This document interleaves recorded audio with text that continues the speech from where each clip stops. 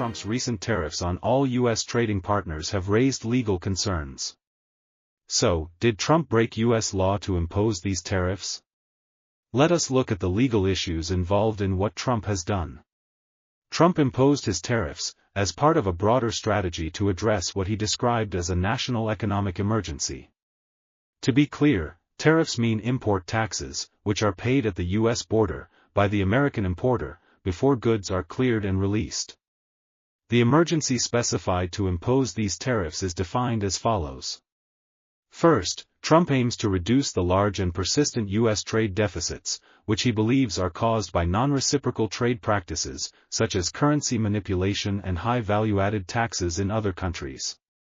He argues that these deficits undermine U.S. manufacturing and critical supply chains. By making imported goods more expensive, Trump hopes to boost domestic manufacturing and protect U.S. jobs. Thus, he frames the tariffs as a way to counter what he saw as unfair trade practices by other countries. Second, Trump describes the imposition of tariffs as a declaration of America's economic independence, suggesting that the U.S. has been taken advantage of by other nations. Third, the tariffs are also a fulfillment of Trump's campaign promises to use tariffs as a tool to correct perceived trade imbalances and promote U.S. economic interests. Using this rationale, Trump has declared tariffs an emergency due to his belief that the large and persistent U.S. trade deficits pose a significant threat to the nation's economic and national security. He argues that these deficits are not just economic issues but also national emergencies that undermine the U.S. manufacturing base, critical supply chains, and the defense industrial base, by making it dependent on foreign adversaries. Trump's rationale is rooted in his long-held view that the U.S. has been unfairly treated by other countries, leading to lost manufacturing jobs and widening trade deficits. He believes that tariffs are necessary to ensure fair trade, protect American workers, and reduce these deficits. However, his economic logic, if that is what it can be called, is deeply flawed. Trump views trade deficits as inherently negative, similar to business budget deficits. However, this perspective is flawed because national economies differ significantly from businesses. The U.S. trade deficit is largely driven by domestic factors, such as investment exceeding savings, not foreign exploitation. The tariffs are a simplistic solution to complex economic issues. Economists note that tariffs will not eliminate trade deficits, but instead inflict economic pain on both U.S. consumers and poorer countries with large trade surpluses. The tariff formula that Trump used is criticized for being highly mechanical, and not considering the nuances of bilateral trade relationships, such as taxes and non-tariff barriers. Trump's tariffs are based on misleading data and flawed logic, including exaggerated trade deficit calculations. This approach ignores the role of the U.S. dollar's dominance in enabling large imports. And Trump's tariffs lack an underlying industrial strategy or labor plan, making them ineffective in addressing broader economic issues, like stagnant wages and income inequality. Therefore, to impose his tariffs, Trump has invoked the International Emergency Economic Powers Act, or the IEEPA. The act is a U.S. federal law, enacted on October 28, 1977, and signed into effect by President Jimmy Carter on December 28, 1977. It grants the president broad authority to regulate international commerce and impose economic sanctions during times of national emergency. The law allows the president to declare an unusual and extraordinary threat to national security, foreign policy, or the economy, which originates in whole or substantial part outside the United States. Following such a declaration, the president can block transactions, freeze assets, and impose other economic measures to address the threat. The key provisions of this law are as follows. The president must declare a national emergency, under the National Emergencies Act, to invoke IEEPA's powers. This declaration must be renewed annually to remain in effect. IEEPA empowers the president to investigate, regulate, or prohibit economic activities involving foreign entities, including transactions related to currencies and securities. Violations of sanctions issued under IEEPA can result in significant civil and criminal penalties, including fines and imprisonment. Certain activities are excluded from IEEPA's authority, such as non-commercial communications and humanitarian donations, unless specifically included by the President. The IEEPA has been a cornerstone of U.S. sanctions policy, allowing presidents to quickly respond to international crises. However, its use has raised concerns about executive authority and oversight. Recent debates have included the use of IEEPA to impose tariffs, which some argue may not be within its intended scope. Thus, by invoking the International Emergency Economic Powers Act, Trump claims the authority to impose tariffs unilaterally, in response to what he describes as an unusual and extraordinary threat to the U.S. economy and national security. The U.S. Constitution grants Congress the power to regulate commerce and impose tariffs. Article 1, Section 8. Trump's actions bypass this constitutional authority, by invoking emergency powers, without explicit congressional approval for tariffs. The New Civil Liberties Alliance has filed a lawsuit, challenging Trump's tariffs as unconstitutional, arguing that the IEEPA does not permit the president to impose tariffs.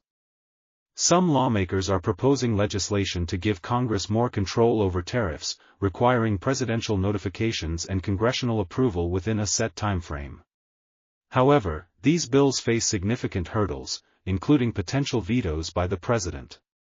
While Congress has delegated some tariff-setting powers to the president, it retains the authority to regulate commerce and could theoretically intervene to stop or modify tariffs. The Supreme Court might review Trump's tariffs under the Major Questions Doctrine, which requires explicit congressional authorization for significant policy changes. If the court finds that Trump overstepped his authority, it could nullify the tariffs. Trump's tariffs have significant economic implications, affecting trade relations and potentially leading to retaliatory measures from other countries. So, while Trump's tariffs are based on emergency declarations under U.S. law, they are facing legal challenges due to concerns about constitutional authority and the unprecedented use of the IEEPA for tariff imposition. The outcome will depend on judicial decisions and potential congressional actions. Why is Trump doing all this? He is trying to bring about a new world order, one in which the strongest will come to dominate. It is called economic nationalism.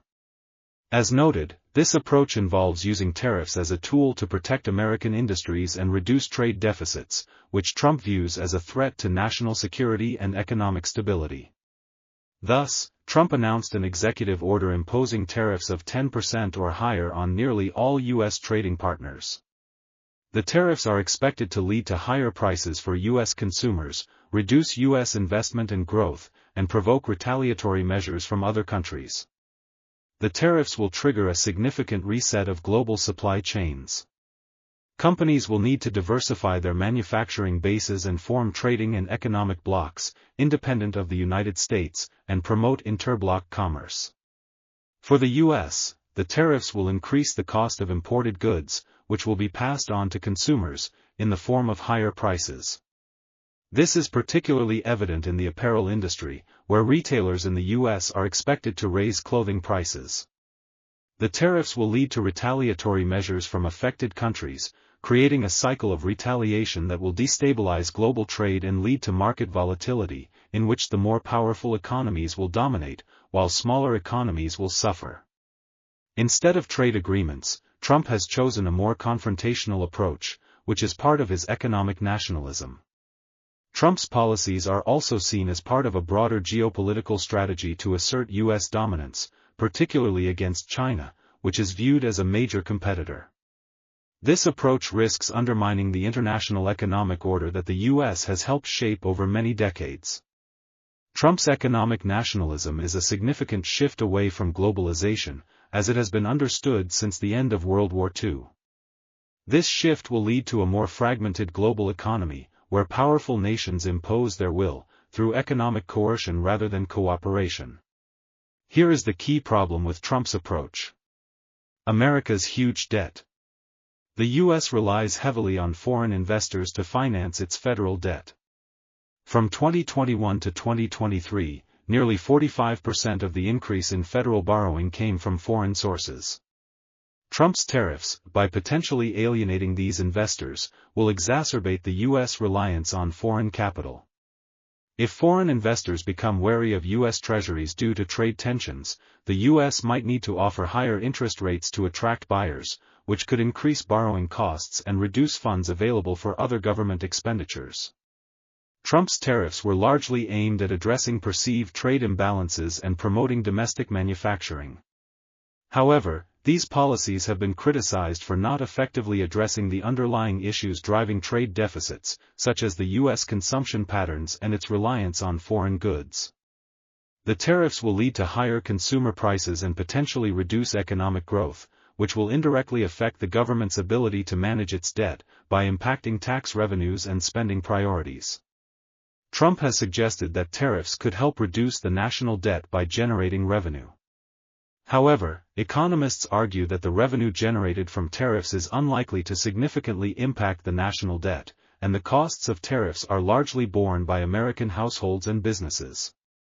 The long-term effects of Trump's tariffs on U.S. trade relations are far-reaching. Trump's tariffs have led to retaliatory measures from countries like China, Canada, and Mexico, escalating trade tensions and creating a global trade war environment. This has resulted in ongoing disputes and unpredictable trade policies. The tariffs have contributed to a decline in the era of trade freedom, which had characterized global economic policies for decades. This shift has led to increased protectionism and reduced international cooperation. Studies suggest that Trump's tariffs will reduce long-term GDP by about 0.2% and lead to job losses, affecting both the U.S. and its trading partners. The cumulative effect of tariffs on China, Canada, and Mexico will lead to a decrease in U.S. GDP by about 0.4%. Tariffs have increased costs for businesses and consumers, leading to higher prices for goods, such as electronics, vehicles, and groceries. This inflationary pressure will erode consumer purchasing power and affect economic stability. As noted, the tariffs have caused significant disruptions in industries like consumer electronics and automotive, where global supply chains are complex and reliant on cross-border trade. How Trump will replace this supply chain is unknown. Overall, Trump's tariffs will reshape U.S. trade relations by increasing tensions, disrupting global supply chains, and contributing to economic instability. While they aim to address trade imbalances, their long-term effects are not as rosy as Trump would like to suggest. Trump has destroyed the old trading system of the world, and he really has no clue how to build a better one. His economic nationalism of the zero-sum game, where America must win and other countries must lose, is a recipe for disaster. Plus, it would appear that he likely broke U.S. law to impose his tariffs on the world. Despite having the authority to intervene, Congress has not yet acted to stop Trump's tariffs, leaving the issue open to legal challenges and potential Supreme Court review.